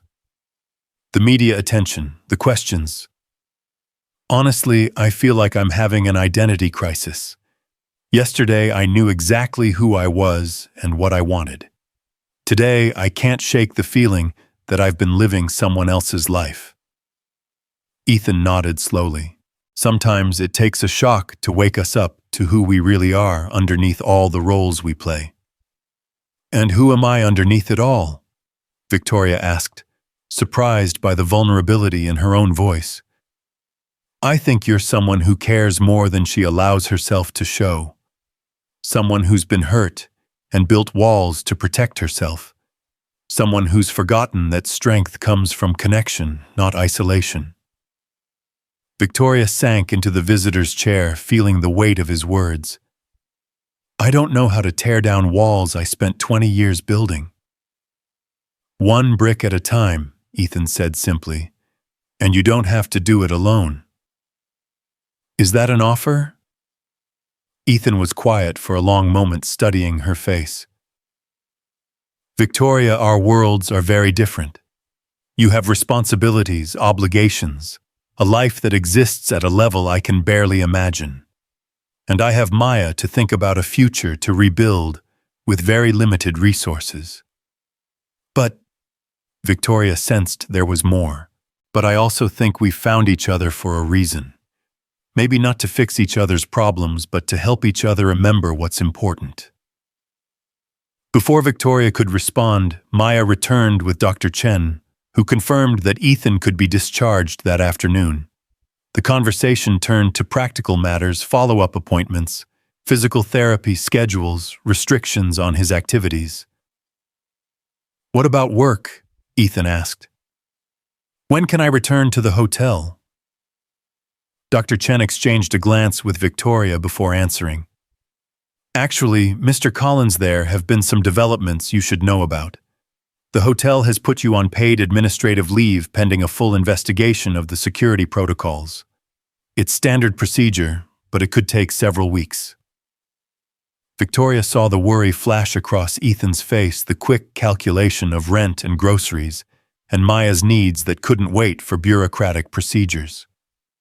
"There's also been an outpouring of public support, Dr. Chen continued. People want to help. The hospital has been fielding calls all morning from individuals and organizations offering assistance." "What kind of assistance?" Ethan asked cautiously. "Job offers scholarships for Maya donations." Dr. Chen paused. "It's quite overwhelming, actually. You might want to consider having someone help you sort through it all." Victoria felt an idea forming a way to bridge the gap between their worlds that didn't involve charity or condescension. "Ethan, what if I helped you navigate all this, not as your benefactor, but as your friend? Someone who understands how to handle media attention and public interest." Ethan studied her face carefully. "And what would you get out of it?" The question was direct, honest, cutting through any pretense of pure altruism. Victoria appreciated that about him, his refusal to accept easy answers or comfortable lies. "I'd get to remember what it feels like to use my skills for something that matters," she said honestly. "I'd get to spend time with people who see the world clearly instead of through spreadsheets and market analyses. I'd get to help my daughter learn what real courage looks like." "Maya isn't your daughter," Ethan pointed out gently. "No, but she could be my teacher. You both could." Maya bounced back into the room carrying a juice box and wearing a hospital bracelet that someone had decorated with stickers. "Daddy, the nice lady at the desk, said there are people outside who want to talk to us. Can we be on TV again?" "We'll see, sweetheart," Ethan said diplomatically. Victoria made a decision that surprised even her. "Maya, how would you like to avoid all those reporters and come have lunch at my house instead?" "Victoria?" Ethan said carefully. "That's very kind, but not charity," Victoria interrupted. "Friendship. And honestly, I could use the company. My house is very big and very quiet, and I think Maya might like the view." Maya looked between the adults, sensing undercurrents she couldn't quite understand, but recognizing an adventure when she heard one. "Can we, Daddy, please?" Ethan hesitated, and Victoria could see the war between pride and practicality playing out across his features. Finally, he nodded. "All right. But just for lunch." Getting out of the hospital without encountering the media required some creativity. Victoria used her influence to arrange for them to leave through the service entrance where her driver was waiting with the car. Maya was enchanted by the leather seats and the partition between them and the front seat, chattering excitedly about everything she saw through the tinted windows. "Is this really your car?" she asked Victoria. "It's a company car, but yes, I use it every day." "It's like a princess car," Maya declared, then turned to her father. "Daddy, does this mean Ms. Victoria is a princess?" Victoria laughed, the first genuine laugh she'd had in months. "Not quite, sweetheart.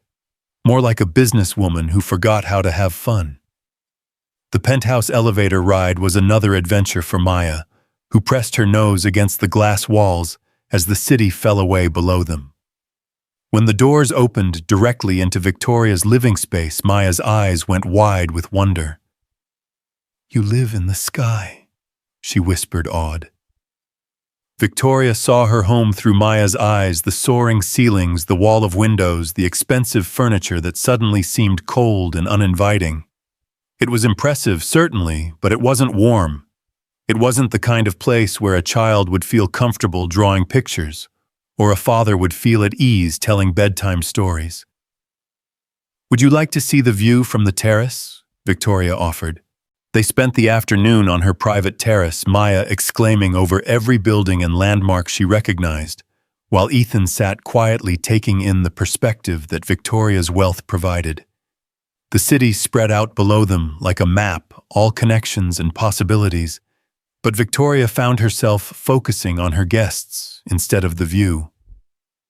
Watching Maya discover her world was like seeing everything fresh again. The child found magic in the simplest things, the way the elevator made her ears pop, the fish tank built into the living room wall, the fact that Victoria had a refrigerator that made ice automatically. "This is the biggest house I've ever seen," Maya announced while they ate lunch on the terrace. "Do you ever get lonely up here all by yourself?" The question was innocent, but it cut straight to the heart of Victoria's existence. "Sometimes," she admitted. "You should get a dog," Maya suggested seriously. "Dogs make everything better." "Maya," Ethan warned gently, "not everyone wants a dog." "But dogs are good for lonely people," Maya insisted. "Mrs. Peterson at school told us that. She said pets teach you how to love something more than yourself." Victoria felt tears threaten at the child's simple wisdom. "That's very good advice, Maya." After lunch, Maya curled up on Victoria's expensive couch for a nap, exhausted by the excitement of the day. Victoria covered her with a throw blanket, while Ethan stood at the windows looking out at the city he knew from ground level. "This is how you see the world," he said quietly. "From up here, all the problems look small and manageable." "They're not, though," Victoria replied, joining him at the window. "They just look that way because I'm insulated from them." "Are you going to come down from your tower?" Ethan asked, echoing Maya's fairy tale from their first night in temporary housing. Victoria looked at him, this man, who'd entered her life like an earthquake, shifting the foundations of everything she'd built. "I don't know how. This penthouse, the company, the life I've created, it's all connected. I can't just walk away from my responsibilities." "No one's asking you to walk away, but maybe you can find a way to use what you have to make a difference in the real world." "Like what?" Ethan was quiet for a moment, considering. "You talked about community outreach job training programs. What if you actually did it? What if you used Hale Tech's resources to create real opportunities for people who need them?" "The board would never approve it. They'd say it's not cost-effective, not our core mission." "Then maybe it's time to change the mission." The idea was radical, revolutionary, probably impossible. It would mean restructuring the company's priorities, convincing shareholders to accept lower profits in service of higher purposes, risking everything she'd built on the belief that business could be a force for good rather than just a wealth generation machine. "It would be career suicide," Victoria said, but she could hear the possibility in her own voice. "Or it would be the first authentic thing you've done in 20 years. Maya stirred on the couch, opening sleepy eyes and smiling at the two adults. "Are you talking about important grown-up things?" she asked. "Very important," Victoria confirmed. "Good. Daddy says important conversations are how things get better." As the afternoon stretched into evening, Victoria found herself reluctant to let them leave. She'd had more genuine conversations in a few hours with Ethan and Maya than she'd had in months with her business associates. They made her penthouse feel less like a monument to isolation and more like a home, but eventually, practical concerns intruded. Maya needed to get ready for school the next day, and Ethan needed rest to recover from his injuries. Victoria arranged for her driver to take them back to their temporary housing, but as they prepared to leave, she felt a familiar hollowness returning. "Victoria," Ethan said, as they waited for the elevator. "Thank you for today. For Maya especially." She's been through so much uncertainty lately that today felt like a gift. Thank you for letting me be part of it, Victoria replied. I haven't felt this connected to anything in a very long time. Maya hugged Victoria goodbye, her small arms fierce around Victoria's waist. Will we see you again? She asked. I hope so, sweetheart. Good, because I think you need us as much as we need you. After they left, Victoria stood alone in her penthouse, surrounded by all her beautiful, expensive, empty things. Maya's words echoed in the silence, cutting through years of carefully constructed justifications and revealing a truth Victoria had been avoiding. She did need them. She needed Ethan's steady wisdom and Maya's innocent clarity. She needed their reminder of what mattered, what was real, what was worth fighting for. She walked to her window, looking out at the city lights beginning to twinkle in the gathering dusk. Somewhere down there, Ethan was probably helping Maya with her homework, while they shared a simple dinner in their tiny temporary room. It wasn't much by her standards, but it was rich in all the ways that mattered. Victoria pulled out her phone and called James, who answered on the first ring. Thank God, he said immediately. The board is in crisis mode. Where have you been? Thinking, Victoria replied. James, we need to talk. Tomorrow morning, first thing, about the future direction of Hale Tech. What about it? Victoria looked at her reflection in the window, seeing not the powerful executive she'd been that morning, but someone new, someone who was just beginning to understand what it meant to be truly wealthy. We're going to change everything, she said simply. The silence on the other end of the line spoke volumes, but Victoria felt more certain than she had about anything in years. Ethan had saved her life in that hotel lobby, but the real rescue was happening now in the quiet revolution of a heart that had finally remembered how to feel.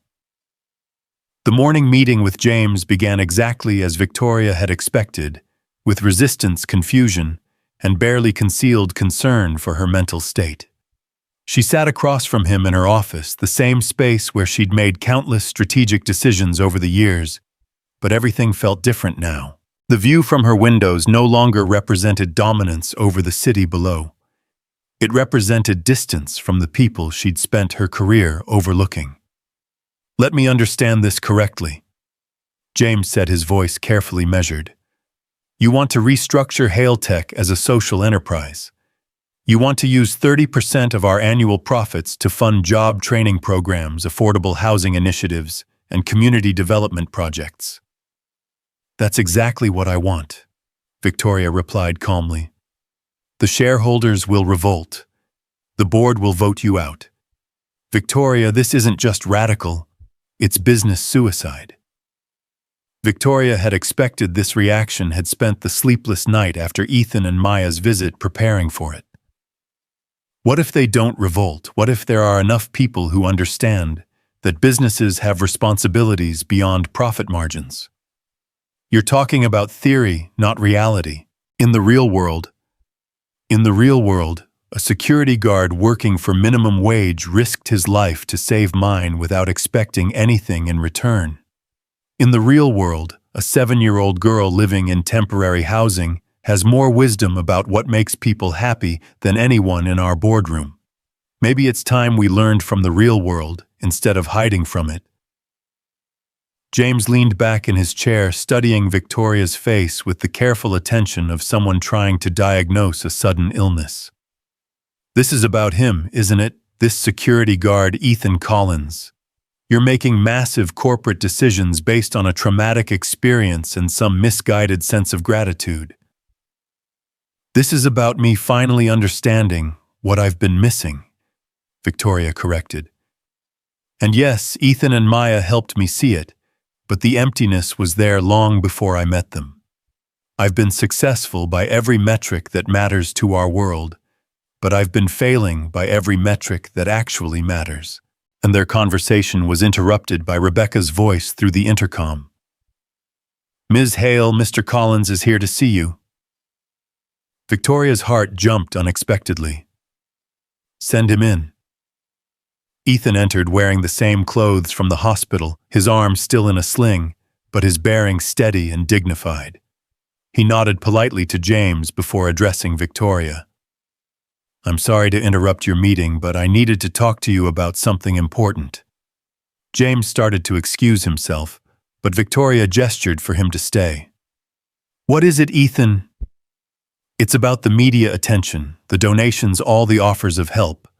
Maya and I talked about it last night, and we've made a decision." He paused, his eyes serious. "We can't accept any of it."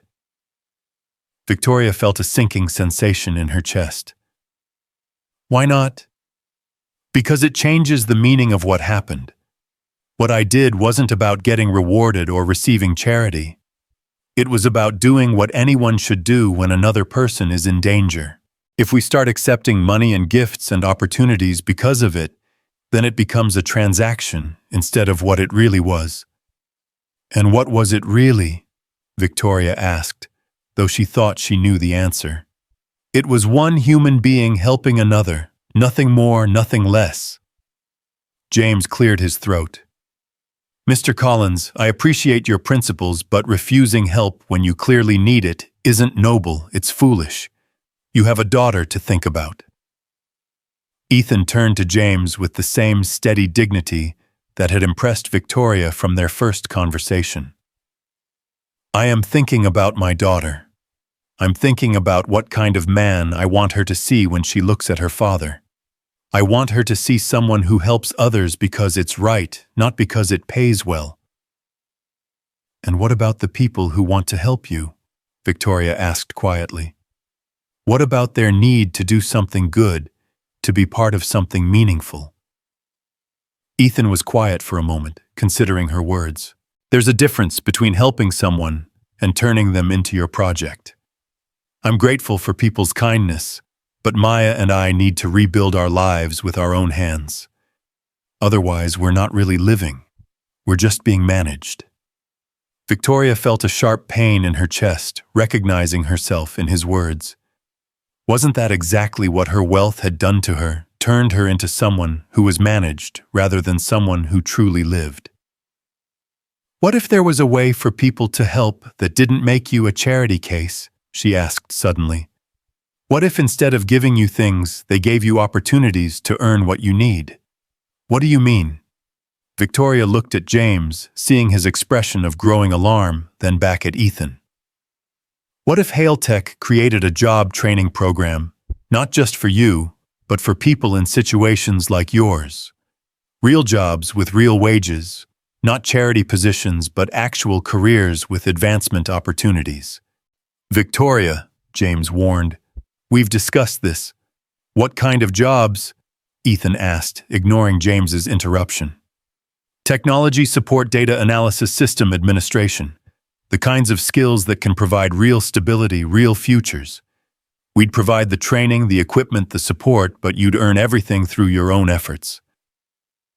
Ethan was quiet for a long moment, and Victoria could see him weighing pride against pragmatism, dignity against opportunity.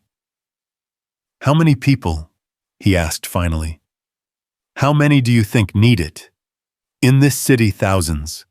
People who lost jobs in the recession, veterans who can't find work, single parents trying to support their families, people aging out of the foster system." Ethan's voice gained strength as he spoke. "There are so many people who just need a chance to prove what they can do."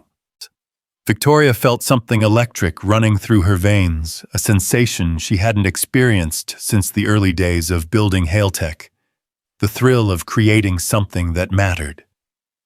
"Then we'll start with 1,000, she said decisively. "Full-time positions, benefits, childcare support for parents, housing assistance during the training period." "The cost would be enormous," James protested. "The board would never—" "The board works for the shareholders, and I'm the largest shareholder," Victoria interrupted. "And I've decided this is what I want my money to build."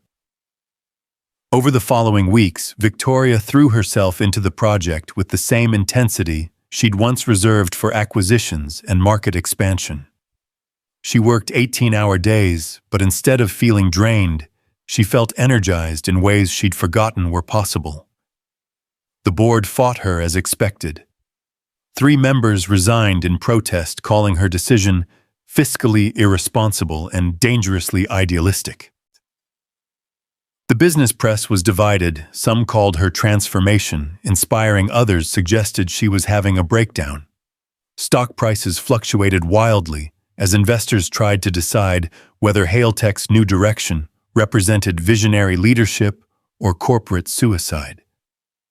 Victoria found she didn't care about the stock price for the first time in her adult life. Ethan became an unofficial consultant on the program, helping Victoria understand the real needs of the people they were trying to reach.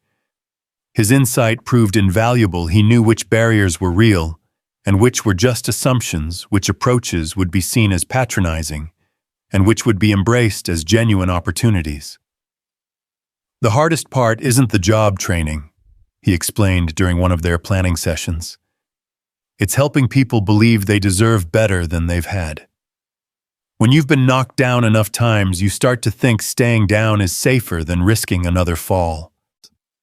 They were meeting in Victoria's office, the same space where she'd once focused solely on profit margins and competitive advantage. Now the walls were covered with charts showing enrollment numbers, success rates, and individual stories of transformation. Maya was there too, working on homework at a small table Victoria had installed for their increasingly frequent meetings. The child's presence had transformed the sterile corporate environment into something warmer, more human. "Ms. Victoria," Maya said suddenly, looking up from her math worksheet, "why do some people have so much money and other people don't have any?" It was the kind of question adults spent careers avoiding, but Maya asked it with the direct curiosity that cut through all pretense. "That's a complicated question, sweetheart," Victoria replied. "Sometimes it's because people work hard and get lucky. Sometimes it's because they were born into families that already had money. Sometimes it's just random chance. But is it fair?" Victoria looked at this 7-year-old girl who'd lived in a warehouse and temporary housing, but still believed in gardens and dreams, whose father had risked his life for a stranger without expecting reward. "No," Victoria said honestly. "It's not fair. But maybe people who have more than they need can use it to help make things more fair for others. Like what you're doing with the job program. Exactly like that." Maya nodded seriously and returned to her homework, satisfied with the answer in the way that only children could be. "She's going to change the world someday," Victoria told Ethan. "She already has," he replied quietly. "She changed yours." The job training program launched 6 months after the robbery in a converted warehouse that Victoria had purchased and renovated specifically for the purpose. The space was bright and modern, equipped with the latest technology, but designed to feel welcoming rather than intimidating. The first graduating class included former construction workers, displaced retail employees, single mothers, and veterans. Ethan was among them, having completed training in systems administration while his shoulder healed. Victoria attended every graduation ceremony, shaking hands with each graduate, learning their names and their stories. "This is Marcus," Ethan said, introducing Victoria to a classmate during the reception following their graduation. "He's a single father too, 3 kids under 10. Marcus was a soft-spoken man in his 30s, his handshake firm despite obvious nervousness about meeting the CEO. "Mr. Collins told me you started this program because of what happened at the hotel," Marcus said. "I just wanted to say thank you. This opportunity, it's going to change everything for my family." Victoria had heard similar thanks from dozens of graduates, but each one still moved her. "What will you do now?" "I've got a position with a tech company downtown, good salary, room for advancement. My kids will be able to stay in their school, keep their friends. For the first time in 2 years, I can plan for the future instead of just surviving day to day. After the reception, Victoria and Ethan walked through the training facility together, their footsteps echoing in the now empty classrooms. Maya ran ahead of them, her voice carrying back as she chattered to herself about something she'd learned in school that day. "Do you ever regret it?" Victoria asked suddenly. "Regret what?" "That night at the hotel, taking the bullet, everything that followed." Ethan stopped walking and turned to face her. "Do you regret staying not running when I told you to?" Victoria considered the question seriously. The past 6 months had been the most challenging of her career. She'd lost board members, faced shareholder revolts, endured media scrutiny that ranged from admiring to scathing. Her personal life had been turned upside down as she'd gradually dismantled the walls that had protected her from genuine human connection. "No," she said finally, "I don't regret any of it." "Then you have your answer." They continued walking until they reached the facility's main entrance where floor-to-ceiling windows looked out onto the city. It was the same view Victoria had once enjoyed from her penthouse, but from here at ground level, everything looked different. "Maya asked me something yesterday," Ethan said quietly. "What was that?" "She asked if you were going to marry me." Victoria felt her heart skip a beat. "What did you tell her?" "I told her that some questions are too important to answer without thinking very carefully." When Victoria turned to look at him, this man who'd entered her life like lightning, illuminating corners of her heart she'd forgotten existed. Over the months of working together, their relationship had deepened, from gratitude to friendship, to something neither of them had dared to name. "And have you thought carefully?" she asked. "Every day, for 6 months. Maya came running back to them, her face bright with excitement. "Daddy, Miss Victoria, look." She held up a dandelion she'd found growing through a crack in the sidewalk. "It's like the flowers in my drawing. It found a way to grow, even when everything was hard." Victoria knelt down to Maya's level, accepting the small flower with the solemnity it deserved. "It's beautiful, sweetheart. And you're right, sometimes the most beautiful things grow in the most difficult places. Like how you and Daddy found each other when everything was scary." Victoria looked up at Ethan, seeing her own emotions reflected in his eyes. "Yes," she said softly. "Exactly like that." 1 year later, Victoria stood before a mirror in what had once been her cold, empty penthouse, but was now a warm home filled with laughter and love. Maya's artwork covered the refrigerator, Ethan's books were scattered across the coffee table, and a golden retriever named Hope, Maya's idea, was sleeping peacefully in a patch of afternoon sunlight. Today was special for multiple reasons.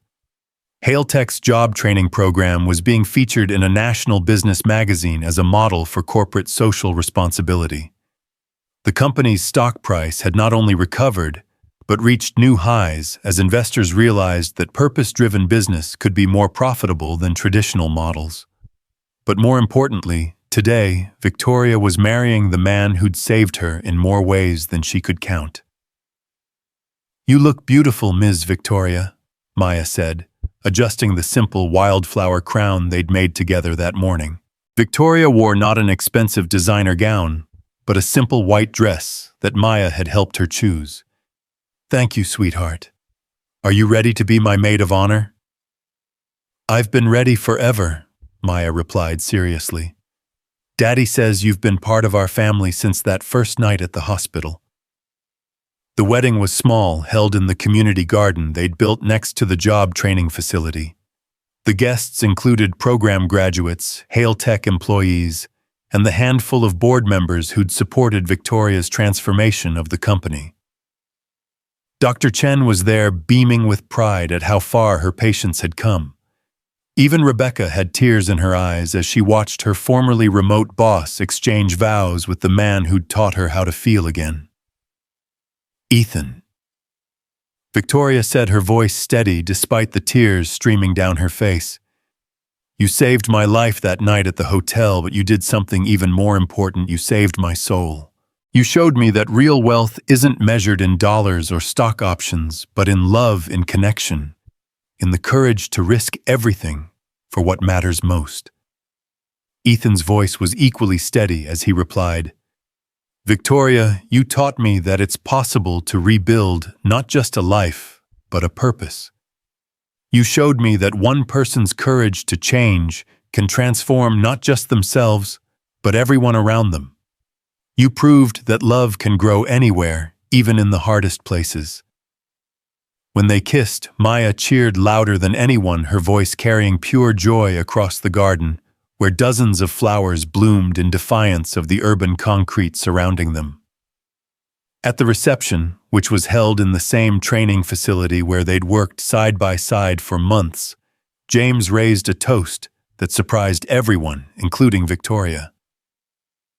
"A year ago, I thought Victoria had lost her mind," he said, his voice carrying across the room. "I thought she was throwing away everything we'd built for some misguided sense of guilt. I was wrong. She wasn't throwing anything away, she was finally building something worth having." The applause was warm and genuine, but Victoria's attention was caught by movement at the edge of the crowd. Marcus, the single father from their first graduating class, was approaching with his 3 children in tow.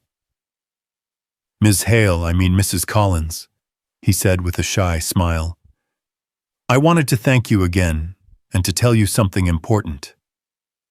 "What's that, Marcus?" "My oldest daughter, Sarah, she's 10 now. Last week she asked me what she wanted to be when she grows up." Marcus's eyes were bright with tears. "She said she wants to be like you, someone who helps other people find their dreams." Victoria felt her own tears threaten as she looked at Sarah, a serious-faced girl who reminded her of Maya in her quiet intensity.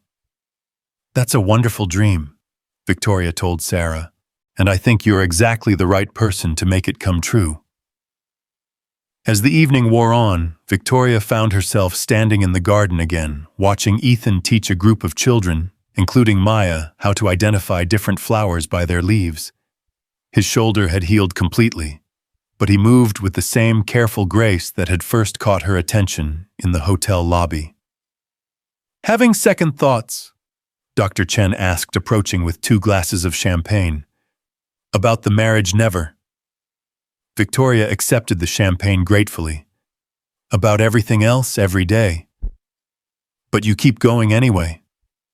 "I keep going because of them," Victoria said, gesturing toward Ethan and Maya and the growing group of children gathering around them. "Because I finally understand that the point isn't to have all the answers, it's to keep asking the right questions."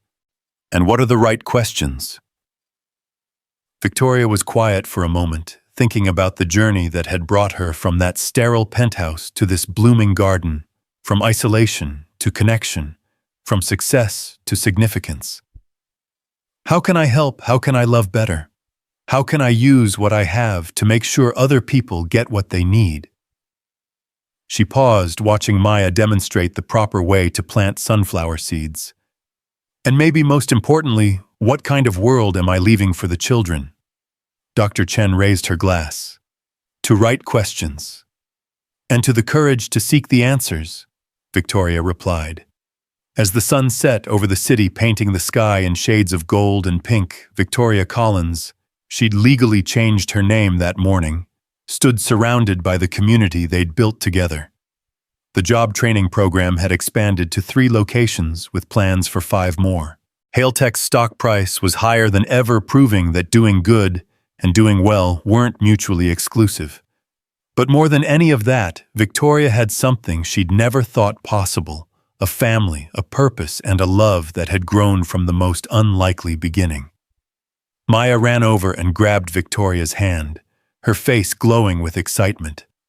"Ms. Victoria, Mom, look at all the flowers. They're going to be so beautiful when they grow up."